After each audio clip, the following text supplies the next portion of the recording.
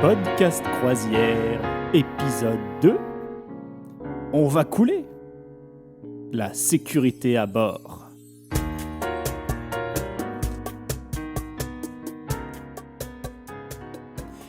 Eh bien, bonjour à tous et bienvenue dans cet épisode 2 de Podcast Croisière. Je suis Aloïs et je suis en compagnie de Marion. Salut Marion. Bonjour à tous. Alors, dans cet épisode, il va être sans doute un petit peu plus court que le premier. En tout cas, vous avez été très nombreux à nous écouter. Non, on sait rien, on l'a pas encore mis en ligne. Vous avez été 2. Ok, parfait. Et en fait, dans cet épisode, on va traiter un petit peu de tout ce qui est les questions qu'on nous a posées relatives à la sécurité à bord. Est-ce que c'est dangereux ? Est-ce que ça fait pas peur de se retrouver au milieu de l'océan, seul, isolé ? Est-ce qu'il y a un risque qu'on coule ? On reviendra sur les épisodes un petit peu plus tristes, mais avec des bons conseils à avoir. Voilà, en gros, on va aborder un petit peu tout ça. Alors moi, la première question que je vais te poser, Marion, c'est comment ça se passe ? On nous lâche, je fais comme si je savais pas, tiens. On nous lâche comme ça au milieu du bateau et nous, il faut trouver son gilet de sauvetage. S'il y a un problème, comment ça marche ? Qu'est-ce qu'on fait ? Alors non, on n'est pas du tout lâché tout seul. Il y a une manœuvre d'urgence qui est obligatoire pour tout nouveau croisiériste le premier jour. Donc on va un peu vous en parler, on va vous expliquer un peu ce qui se passe. Par contre, c'est obligatoire pour tout le monde, donc même si vous écoutez ce podcast, ça vous dispensera pas d'aller la faire. Mais comment ils savent ? Si on se cache dans un placard, ils vont jamais savoir. Et non. Alors en fait, pour être sûr que tout le monde vient à la manœuvre d'urgence, ils scannent nos cartes. Ouais. Une par une, et comme ça ils savent si toutes les personnes qui ont embarqué ce jour-là ont bien participé à la manœuvre d'urgence. Donc ça consiste en quoi exactement ça ? Alors la manœuvre d'urgence, en fait, vous avez une petite information, et puis même le cabinier, on dit comme ça ? Le cabiniériste ? Le gars qui s'occupe des cabines ? Le gars qui s'occupe des cabines programme la télé sur la chaîne qui tourne en boucle sur la sécurité à bord du bateau qui vous explique la manœuvre d'urgence. Et vous avez une heure définie, il y aura un signal sonore qui va retentir. Merci. Qui va retentir. Et donc là, vous devrez faire ce qui est indiqué. Donc vous avez vos gilets de sauvetage qui sont dans la cabine. Si vous avez des enfants, il y en a des spéciaux pour les enfants qui ont été installés au préalable. Et vous allez au point de rassemblement qui vous est défini en fonction de votre cabine. Donc comme ça, vous apprenez le chemin le plus court pour aller jusqu'à votre cabine. Bien sûr, vous n'avez pas le droit de prendre les ascenseurs parce que s'il y a un souci, les ascenseurs seront hors service. Et tout le long, vous avez les crews, ouais. Voilà, le crew qui vous montre le chemin. Donc vous êtes avec des gilets orange, ils sont avec des gilets jaunes. Et comme ça, vous pouvez vous repérer, ils peuvent vous guider. Si vous avez des difficultés de mobilisation, vous pouvez les en informer. Et si besoin, le jour J, ils viendront vous aider à aller jusqu'au point de rassemblement. C'est ça, parce que moi, je te cacherai pas que je me repère ultra mal sur le bateau. C'est un peu grand. De manière générale. On s'en fout un peu en fait, c'est-à-dire que quoi qu'il arrive, on a une lettre sur le gilet, voilà. Et les mecs, à partir du moment où ça sonne, donc c'est assez impressionnant d'ailleurs quand on fait ce truc-là, parce que en fait c'est les conditions du réel, ceci est un exercice. Mais on se retrouve un petit peu lâché au milieu des couloirs, mais en fait on peut pas vraiment se perdre, c'est-à-dire qu'on a notre gilet autour du cou, le crew sait très bien qu'on fait le test de manœuvre d'urgence, donc on suit simplement les gens, on respecte les consignes et puis ça se fait bien. Petit détail, on n'a pas le droit de filmer ce truc-là. Je m'étais fait prendre la main dans le sac parce que je trouve ça hyper impressionnant, et donc après ça dure à peu près un quart d'heure, une demi-heure. Bon, une bonne demi-heure parce que le temps que tout le monde aille à l'endroit prévu, ensuite ils expliquent quand même pas mal de points sur lesquels on va revenir pour la sécurité à bord, autre que s'il faut évacuer. Mais voilà, et après il faut savoir aussi que si on est à l'opposé du bateau, qu'on n'est pas près de sa cabine, qu'il n'y a pas le gilet de sauvetage à portée de main, on va quand même à un des points de rassemblement, et sur place il y a des gilets de sauvetage qui seront distribués pour les personnes qui ne sont pas passées par leur cabine.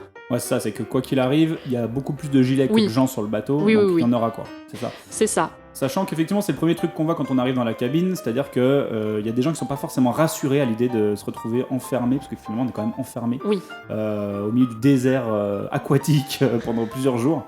C'est la première chose qu'on voit, c'est-à-dire que dès qu'on arrive, il y a un petit truc qui nous indique qu'on va devoir faire la manœuvre d'urgence, qui va être obligatoire. Et puis, sur la télé, il y a toutes les consignes de sécurité, on va en citer quelques-unes, mais en gros, il ne peut pas vraiment se passer grand-chose. En tout cas, s'il a pu se passer des choses, ça me semble maintenant compliqué. C'est vrai que depuis qu'il y a eu le souci avec le Costa Concordia, les manœuvres d'urgence ont été mises obligatoires. C'était pas obligatoire avant ? dit pas. Ah, on sait pas. Ouais, ok. Bon, dans tous les cas, Enfin, elles sont beaucoup plus poussées, le personnel est beaucoup plus entraîné. ils sont plus formés, ouais. Voilà. Après, c'est vrai qu'on l'avait fait à peine 2 ans après El Costa Concordia. Ouais. J'avais trouvé ça très strict. Ouais. Et là, pour l'avoir refait récemment, je l'ai trouvé un petit peu plus assoupli.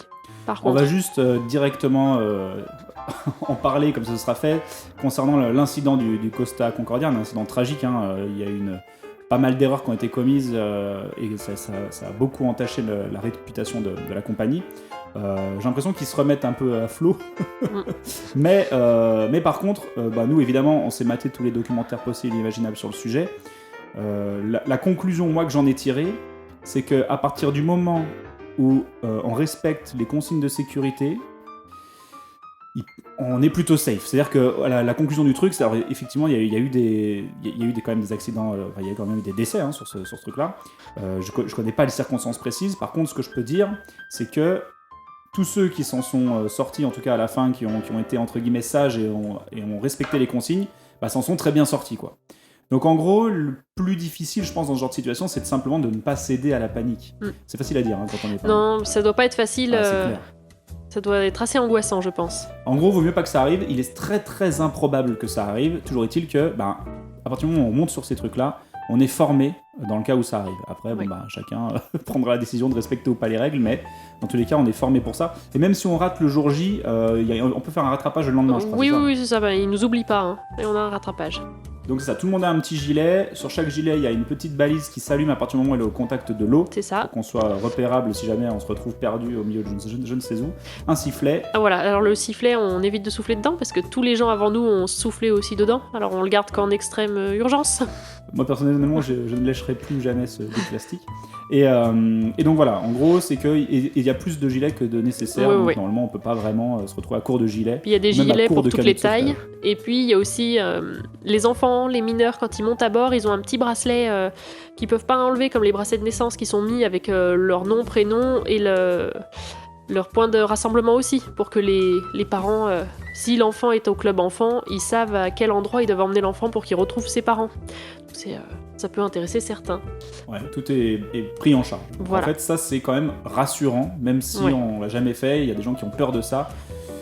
On est quand même vachement rassuré et mis en confiance. Et pareil, donc par rapport au nombre de canaux de sauvetage, j'en parlais tout à l'heure, donc il y a les canaux qu'on voit sur le bord des énormes bateaux, donc une fois de plus on a l'exemple de Costa, mais c'est le cas chez MSC aussi d'ailleurs, et chez Royal Caribbean également. C'est qu'on voit ces gros bateaux, enfin ils paraissent petits par rapport au paquebot, mais en réalité ils sont quand même gros, parce qu'on tient plusieurs dizaines de personnes dedans. Et en plus de ça, il y a des bateaux qu'on ne voit pas, qui sont gonflables en fait, qui se retrouvent dans une sorte de capsule. En gros, c'est pareil, il y a plus de place dans les canaux qu'il n'en est de nécessaire, quoi. C'est ça. Et puis dans les chaloupes, quand ils les descendent, il y a quand même de la nourriture. De l'eau, il y a pas mal de choses qui sont prévues en cas d'urgence. Et puis on avait vu aussi lors d'une de nos croisières où il y avait eu des manœuvres d'entraînement, où ils avaient descendu toutes les chaloupes, où ils les faisaient tourner en rond par la manœuvre d'urgence, quoi, pour que les canaux restent ensemble le temps que les secours arrivent. Donc au moins ça familiarise le personnel avec comment descendre les chaloupes, vérifier que le matériel n'est pas grippé, et puis suivant les croisières, les chaloupes descendent aussi. Non, c'est celle qu'on avait. Oui, c'est ça. C'est qu'en Grèce, en l'occurrence, on ne pouvait pas accoster, il n'y avait pas de port pour les paquebots. Du coup, on descendait avec des chaloupes. Mais avec les chaloupes les plus confortables quand même. Ils faisaient descendre dans les plus sympas. Cool. Ouais, c'est vrai. Donc le principal risque, le principal risque en tout cas, donc c'est pas forcément ce qu'on a vu avec le bateau qui rentre dans un mur, c'est quand même extrêmement rare. Le principal risque sur un bateau, c'est le feu en fait. Oui, alors c'est vrai qu'il nous forme beaucoup sur le risque avec le feu. Et les cigarettes surtout. Voilà, parce que c'est vrai que le feu à bord, c'est compliqué de l'enrayer, il n'y a pas les pompiers qui peuvent intervenir, même si eux ils sont formés et qu'ils ont quand même du matériel. Mais c'est vrai qu'ils nous disent beaucoup, tout ce qui est les cigarettes à l'intérieur, c'est interdit de fumer, sauf dans certains lieux qui ont vraiment été définis. Il y a un fumoir, quoi. Voilà, il y a qu'un seul endroit sur le bateau, sur les ponts où on peut fumer, où il y a des cendriers, où on met la cigarette et elle tombe au fond, pour pas qu'elle puisse s'envoler avec le vent. Ils nous disent bien aussi de pas jeter les mégots par-dessus bord, parce que le vent peut le rabattre à l'intérieur et aller sur une serviette et prendre feu. Donc il y a pas mal de vidéos qui tournent en boucle, ils nous le redisent à chaque instant, de bien faire attention à ça, que c'est un des risques les plus importants. Donc c'est pour ça aussi avec le feu qu'il y a des objets qui sont interdits à bord. Alors les objets, ça te dérange pas, on y reviendra un petit peu plus tard parce que j'ai une liste exhaustive, on va pas toute la faire mais je me suis gardé des petites surprises. D'accord, alors on se la garde pour plus tard, on se la met sous le coude. Bon, et puis le deuxième risque en fait sur ces bateaux, et d'ailleurs c'était arrivé il y a très peu de temps là, je sais plus sur quel bateau d'ailleurs. Je sais plus, mais j'aurais pas voulu y être. C'était l'enfer, une épidémie de gastro, c'est ça ? C'est ça, une épidémie de gastro-entérite. L'enfer quoi. Et le problème, c'est vrai qu'on est tous dans un milieu un peu confiné, on utilise tous les mêmes chemins, on ouvre les mêmes portes, donc c'est un des risques les plus importants. Donc pour ça, il y a quand même quelques solutions qui ont été mises en place, surtout sur les bateaux récents. Vous avez dans tous les sanitaires communs vous n'avez plus de poignée, mais vous avez des capteurs, vous passez la main devant sans toucher et ça ouvre la porte, donc c'est quand même confortable. Il y a ce qu'on appelle de la solution hydroalcoolique aussi, dans les couloirs, devant les WC communs, à l'entrée dans les entrées des restaurants, pour que vous puissiez bien vous nettoyer les mains avec un gel antibactérien. Donc pour limiter le risque, après c'est quand même à chacun de se laver les mains correctement, de faire attention. Et puis il y a quelques petites consignes à bord aussi. Par exemple, Aloïse va nous parler de l'eau qui est comestible ou non. Ah, on en vient là. On en vient là. Bah, comestible, potable. Oui, potable. Comestible elle l'est, mais potable non. Hein. Moi c'est vrai que j'avais pas forcément eu cette info, je m'étais pas vraiment renseigné. Une nuit j'avais soif, j'ai bu un grand godet d'eau du robinet. Le lendemain on avait quoi comme escale ? On était à la Valence en Espagne. Valence ? Oui. Ah, jamais vu Valence moi. Voilà. Je suis resté couché. Oui. Horrible. Donc ne faites pas ça. J'ai perdu une journée en fait de la croisière à être malade comme un chien parce que je sais pas ce qu'ils foutent dans la flotte en fait. J'en sais rien. Ouais, ça a l'air d'être de l'eau un peu traitée. Elle a pas forcément bon goût, mais bon, avec la soif, c'est passé un peu au-dessus. J'ai craqué. Et donc voilà, ça a été l'erreur une fois, et depuis, quand la nuit les bars sont vraiment fermés, que c'est compliqué de boire, on paye l'eau du minibar. Hein, il y a toujours un bar ouvert, mais après à 3h du mat, t'as pas forcément envie d'aller. Enfin, je crois qu'il y a toujours un bar ouvert, oui, si je pense l'Atrium, non ? Je sais pas. Il ferme tard, mais pas toute la nuit quand même. Dans tous les cas, ne buvez pas l'eau du robinet. Pour se doucher, ça pose pas de soucis. Se laver les dents, c'est ok. La boire, non. Voilà. Et puis aussi pour les épidémies, avant de monter à bord, il nous faut remplir un document à certifier sur l'honneur, on va dire, pour bien dire que vous n'avez pas de maladie aiguë et récente, donc tout ce qui pourrait être grippe, enfin tout ce qui peut être dès que c'est contagieux quoi. Voilà, dès que c'est contagieux, donc on signe un document pour bien dire que non, on va bien, on n'est pas malade, et bien sûr, faut jouer le jeu quand même, il faut pas monter avec une maladie à bord. Bah ouais, il vaut mieux être en bonne santé. Ça permet de limiter quand même les risques. Après, on peut choper une saloperie directement sur place suivant où on va, mais dans la mesure du possible, il vaut mieux déjà monter en bonne santé. Oui. Après, on a le droit d'être malade, hein, c'est les vacances, et souvent, on tombe malade en vacances. Mais heureusement pour nous, sur Costa, il y a un médecin. Mais je pense que sur tous les gros paquebots d'ailleurs. Hein, oui.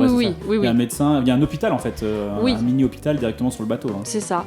En fait, vous avez dans le journal de bord, on vous indique le numéro pour appeler si vous avez une urgence, si vous voulez juste le médecin.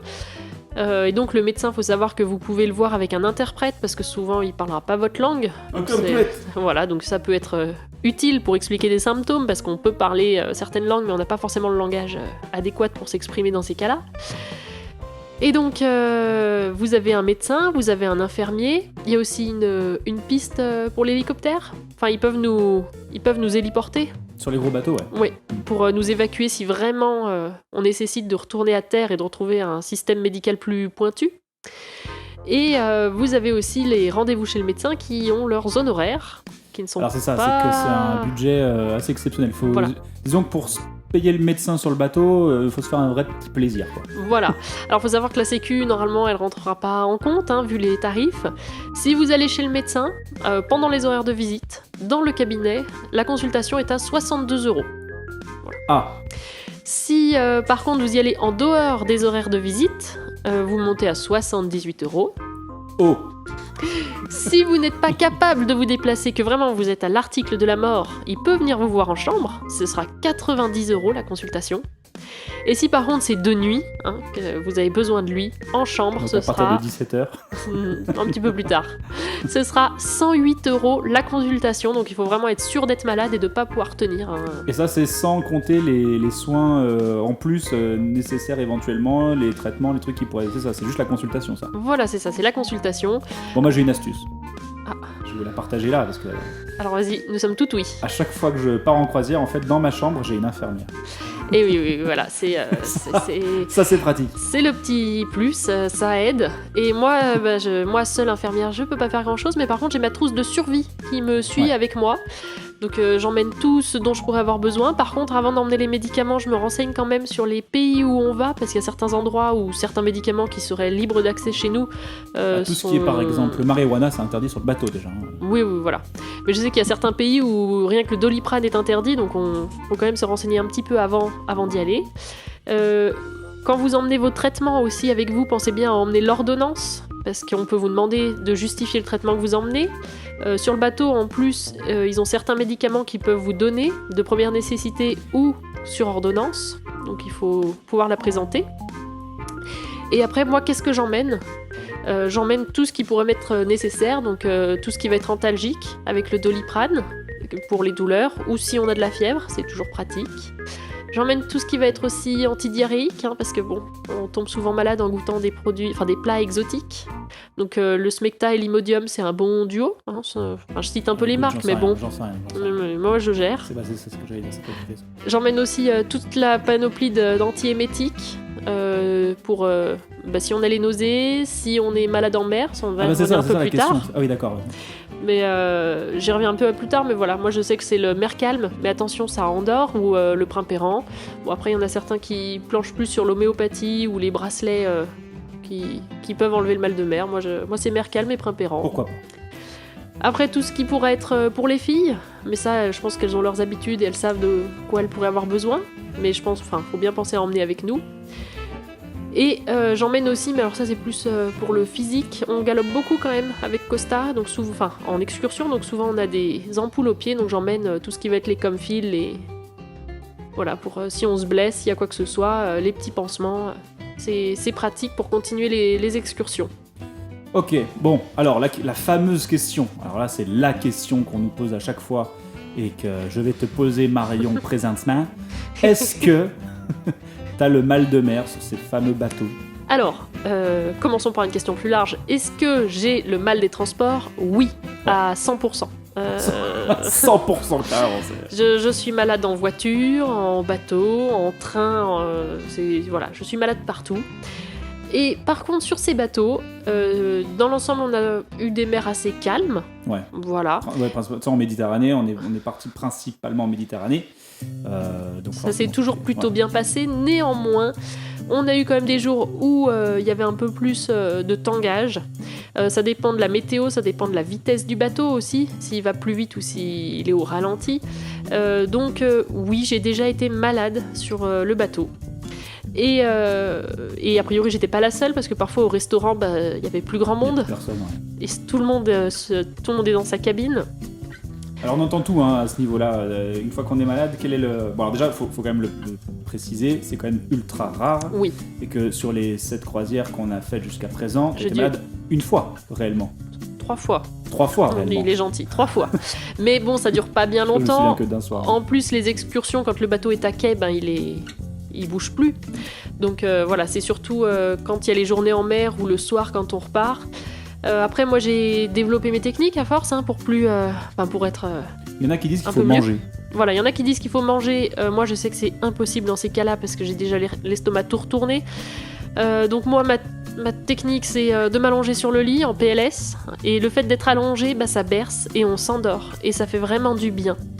Après, une autre technique, si le tangage est léger, en cas de forte tempête, aller dans une piscine ou un jacuzzi, parce qu'au final, on est porté par les vagues. Mais bon, voilà, c'est que si la piscine est accessible, parce que si c'est en pleine tempête, ils ferment tous les endroits dangereux, donc ils évacuent. Et après, il y a toujours les traitements pour essayer d'atténuer les symptômes. Ou alors, si vous êtes joueur, vous pouvez aller boire, et comme ça, vous saurez plus lequel des deux vous fait vomir. Et, Très bon conseil, ça. et donc ça, c'est le mal de mer. Mais j'ai eu aussi le mal de terre. Ouais, alors ça c'est plus surprenant. Voilà. Mais c'est assez rigolo. Moi, c'est un truc que j'aime bien. Mais... c'est assez marrant et ça rend pas malade comme le mal de mer. Ça nous l'a fait surtout au retour de la première croisière. Ça dépend des fois. Moi, la dernière fois qu'on est revenu aussi, Ah ouais. ça me l'a duré pendant 2 semaines. Ouais. Ah, carrément, 2 semaines. En fait, quand on redescend à quai, quand ça fait plusieurs heures qu'on est à quai, qu'on a vraiment quitté le bateau, on s'assoit dans le fauteuil et là, on a l'impression que la pièce bouge autour de nous, on va à droite puis à gauche. Aloïs se fait une petite photo. Quand même. Donc voilà, et ça peut passer plus ou moins vite, ça peut être de quelques jours à quelques semaines. Après, c'est, on va dire que quand on est occupé dans la vie de tous les jours, quand on reprend le travail, on l'oublie un peu. C'est quand on s'assoit que là, on a l'impression de continuer à tanguer. C'est une sensation assez marrante. Moi j'aime bien, ça Mais, me rappelle les vacances. Voilà, ça rappelle les vacances. Il suffit qu'il y ait un petit mojito à côté et on est bon. On y croit. Un peu de bossa en fond. Voilà. Mais bon. Donc voilà, c'est... Donc en gros, le mal de mer, donc oui, c'est une éventualité. Ça reste quand même hyper rare. Après, on n'a Et pas ça- fait de transatlantique non On n'a plus. pas fait de transatlantique. Et ça justifie pas le fait de ne pas y aller. Non. Malgré Non. toi que tu sois malade à 100%. Alors, tu l'as dit. oui, moi je suis malade à 100% et pourtant j'ai qu'une hâte, c'est repartir. Après, je sais aussi que si vous prenez une cabine qui est plutôt vers le bas, vous aurez moins le tangage du bateau. Si vous la prenez vers le milieu du bateau, ça atténue aussi. En fait, Plus on est proche du point de pivot, en fait, C'est moins ça. ça bouge. C'est ça, donc c'est des petites astuces à avoir aussi quand vous choisissez. Enfin, si vous pouvez choisir votre cabine, faites-le. Voilà. Après, ça gâche pas forcément le séjour. Et puis, vu qu'on est souvent à quai, qu'on est accroché, ça bouge pas tant que ça. C'est éventuellement la nuit, quoi, pendant qu'on est en navigation. Oui, il y a déjà des nuits où ça nous réveille un peu, on sent qu'on bouge dans le lit, mais bon, puis qu'on dort, on se rendort et c'est reparti jusqu'au lendemain.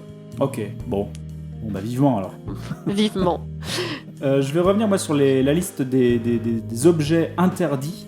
Alors vous pouvez trouver la liste complète sur les sites des croisiéristes, hein, bien sûr. Moi j'ai repris la liste Costa évidemment. Et je vais pas tout vous lire, j'ai simplement mis quelques éléments en gras parce qu'il me semblait qu'ils étaient importants, qu'il était important de les noter. Donc quand on dit que c'est des objets interdits à embarquer, c'est-à-dire que vous pouvez pas évidemment embarquer le premier jour avec, mais même sur une escale, vous n'allez pas pouvoir acheter l'objet ou le truc en question sur place et remonter avec. Ils vont vous le récupérer si vous montez avec. Ils vous le récupèrent, mais on vous le rend à Il y a la certains redescente du bateau. C'est ça, il y a certains trucs qui vont consigner et qui nous rendent à la sortie du bateau, ouais, c'est ça. Donc, première chose, ça peut paraître évident, mais bon, donc tout type de stupéfiants, drogue illicite, drogue de synthèse, marijuana, et même des fins médicales. C'est pour ça que je disais ça tout à l'heure, c'est sur le coup de la blague, mais même à des fins médicales, tu peux pas monter de marijuana, donc c'est interdit en France, mais il y a certains pays qui éventuellement pourraient l'autoriser. Mais là non, en fait, pas sur le bateau en tout cas. Donc ça c'est important à savoir. Ensuite, toutes les armes, hein, ça peut paraître bête, mais évidemment toutes les armes sont interdites, que ce soit des vraies ou des répliques ou des paintballs ou ce que tu veux. C'est interdit. J'ai noté ensuite que pour les gens qui ont notamment un couteau, des fois des gens qui ont un couteau, pas le droit d'avoir plus d'une lame de 10 cm. Voilà. Et ensuite, il y a également une réglementation en fonction de où on va. Donc il faut se renseigner avant. Si on a un couteau, on n'aura pas forcément la possibilité de le garder avec soi. D'ailleurs, on avait vu une fois un mec qui s'était fait récupérer son couteau Oui, à oui. l'entrée. Voilà, qu'est-ce que j'ai noté ? On ne peut pas monter un nunchaku. Donc ça, je me suis dit que Qui sait qui l'emmène en vacances avec lui pour se perfectionner, je ne sais pas. dans tous les cas, si tu voulais, tu prends deux sauces, tu fais autre chose, mais un nunchaku original, tu peux pas. Quoi.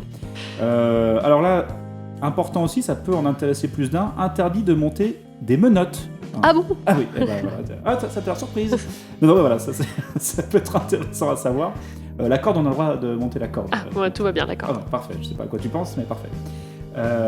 Autre chose intéressante, en termes de ciseaux, si vous montez des ciseaux, pas avec des lames de plus de 10 cm. C'est comme pour se considérer comme un couteau en fait. Donc interdit aux ciseaux avec des lames de plus de 10 cm. Et qu'est-ce que j'ai noté d'autre ? Tout ce qui est objet volant, donc les drones pour faire les photos, les trucs comme ça, c'est interdit. Voilà. Donc vous pouvez pas emmener votre drone pour faire un beau plan du bateau et le revendre ensuite à Costa. Malheureusement, ce sera pas possible. Interdit aussi pour notamment les enfants et les grands-enfants, les lasers et les pointeurs laser, c'est interdit. Je ne le savais pas. Je crois pas en avoir monté un, mais Je crois pas non plus. je suis assez débile pour avoir déjà eu envie de le faire. Et dernière chose, ça c'est hyper important, tout ce qui est électrique et qui contient un élément de chauffage. Donc, le fer à lisser, par exemple, ou le sèche-cheveux, c'est des choses qui sont officiellement interdites. Le fer à repasser. Il y en a plein qui Et se le posent la fer question à aussi repasser, pour les exactement. chemises, pour les soirées de gala. Exactement. C'est interdit. Alors par contre, pour les filles, à savoir que le sèche-cheveux qui est dans la cabine chez Costa n'est pas mal du tout. Parce qu'ayant des cheveux assez longs, Pourquoi que les filles? ou les garçons, Merci. pardon, Merci. les garçons aussi, le sèche-cheveux n'est pas si mal que ça pour un sèche-cheveux d'hôtel, on va dire. Ok. Donc voilà, fer à passer et fer à lisser, toi tu dis que tu l'as déjà monté. Et tu Oui, t'es je pas savais fait, pas sur le fer à lisser, je l'ai quand même monté, on me l'a jamais récupéré. Bon, Et il y a une technique pour les chemises. et oui, Vaut ce qu'elle vaut. Mais vous prenez la douche bien chaude et vous laissez votre chemise dans la salle de bain avec la buée et ça peut la défriper un peu. Voilà, pendu dans la salle de bain. sur un Et cintre ça dans peut la salle de bain. défriper un peu. Après, C'est vraiment les techniques des, voilà. des anciens, ça. Ouais. Au lieu de payer le pressing. Et dernière chose, si vous avez des petits qui ont les fameux overboards, là, c'est pareil, hein, c'est interdit. Interdit sur le bateau. Ça peut paraître logique, c'est pas hyper pratique à emmener, mais dans tous les cas, il faut le savoir qu'on n'a pas le droit d'embarquer ça, quoi. Après, les prises, il y a plusieurs qui posent les questions sur les prises aussi. Ouais. Les prises, je sais pas quelle norme c'est, mais en gros, nos appareils s'adaptent très bien sur les prises sur les bateaux. Il n'y a pas de souci avec ça. Ok. Et je crois qu'on a fait le tour. Est-ce que tu avais d'autres notes?